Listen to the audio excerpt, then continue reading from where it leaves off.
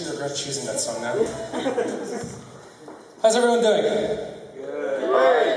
Christ, that bad. Well, first of all, I'd like to point something out. My name isn't G. The reason I was given an initial is because my parents thought it would be hilarious to give me a name unpronounceable outside of Germany. Second, when Sean told me this was going to take place in school, I was a bit reluctant about doing it.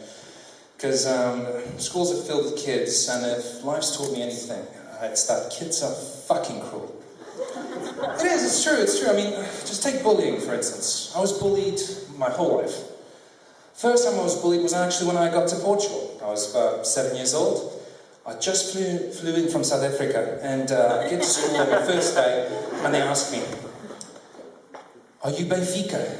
And I asked them, "What's Benfica?" And they say, "It's a football club." To which I answered, "Football?" A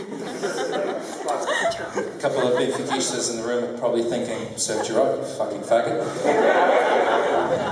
No idea why they came out Australian, but moving on. There's other forms of child cruelty. Here's another story. When I was 5 years old, I'd used to entertain myself by spinning all sorts of bullshit stories to my little brother Fred. Now, these were inspired, of course, from my parents, you know, Santa Claus, Easter Bunny, Jesus Christ, and my personal favorite was, "If you tell us the truth, you won't get into trouble." Anyway, after I'd spun all this bullshit, I'd inevitably ask him, "Do you know why I know so much, and you don't?" And he'd say, "No." And I'd say, "It's because I have a brain, and you don't." And that little bastard would run off and tell on me. I mean, how fucking cruel is that? I mean, I never told on anyone. Never. Fair enough, if I had told on people, I probably wouldn't have been bullied so much. And, in retrospect, I guess singing out loud while listening to Phil Collins on my Walkman didn't help me much either. You know, those are all just details, because kids have no principles. They've lost all moral, and it's only getting worse. Experts believe that kids are becoming more violent nowadays because parents are growing soft on them. And parents are growing soft on their kids because it's illegal to hit them. And you know, ladies and gentlemen, it might be illegal to smack the shit out of your children, but so is running a red light.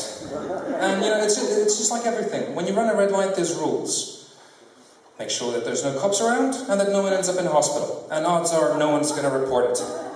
It's true. I mean, think about it this way. Every time you see someone run a red light, there's that little part of you that thinks, "God, I wish I'd done it."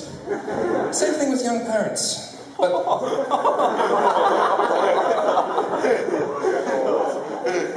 anyway, you don't need to hit your children. You can look for other alternatives of physically educating them. I'll give you an example that's close to home. Young parents in the crowd, if there are any, take notes.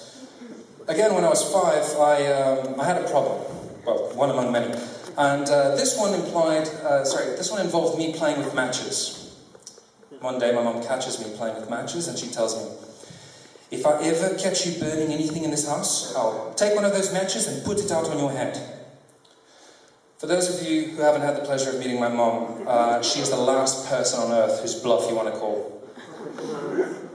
So a few weeks later, surely enough, Mom's cleaning around the house and she comes across a scorch mark on one of her curtains. She immediately calls me down and says, "Who did this?" She raised the stakes. I went all in. "Fred did." Exactly. And of course she doesn't buy this bullshit. She lights a match on my hand and she lights a match and she puts it out on my hand. Now, say what you will about my mum, ladies and gentlemen, she is not a liar. And you know, it worked. I learned my lesson. I haven't played with matches since. And, now I know what you're all thinking, my mom might be a sadistic bitch, but think about it this way. I could have turned out to be an out-of-control pyromaniac, setting forests on fire every other week. It's thanks to my mom that I'm a very much in control pyromaniac, and I only do it on summer. Now, of course, I get to call my mom a sadistic bitch because she's my mom. But if any of you call my mom a sadistic bitch, I'll run off and tell her. And she'll put a match out on your hand. Bye. by God, will she enjoy it. But you know, as this is being filmed and I have family in the room and friends, odds are my mom's going to find out about this, so I just want to make one thing clear. I love my mom. I owe her everything. And this was all Fred's idea. But moving on, experts also believe that video games are to blame in why kids have become so violent. I say it's all bullshit. If anything, video games can only be pointed out as being the entertainment industry's response to birth control. I think it backfired though, because more and more teenagers are having sex at an earlier age, and more young adults, well, at least the male adults, are playing more video games. A recent study in the UK shows that 1 in 3 men will prefer to play video games as to having sex with their significant other. The same study shows that over 70% of men will forego a night of sex with their loved one if it means they can play a game that was just released. The reason, apparently, behind this is that women have become too hard to please. Now, ladies, who thinks this is bullshit? What, no one? Jesus. Because everyone knows the truth. You've always been too hard to please. But as a former gamer, I feel it's my responsibility to point out a few reasons why men are choosing video games over women. First of all, video games are a lot easier and faster to turn on.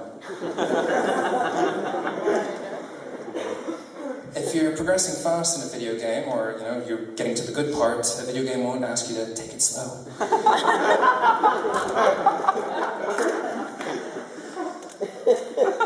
A video game not only expects you to cheat, they teach you how if it has a reward.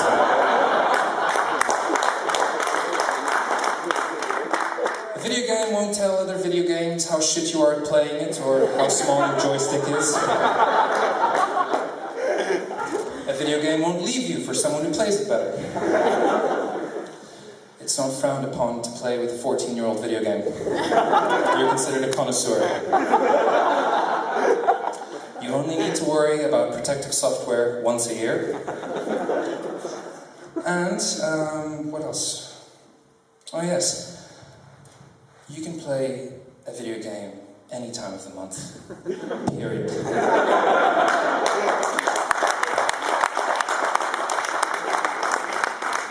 But before any diehard feminist launches an attack on me, I did emphasize that I am a former gamer. And it didn't take as many reasons for me to realize that women are in fact much better than video games. One example is that to date, I have never been aroused by a video game. A video game only climaxes once. Fair enough, some ladies in the crowd are thinking, at least it gets the climax.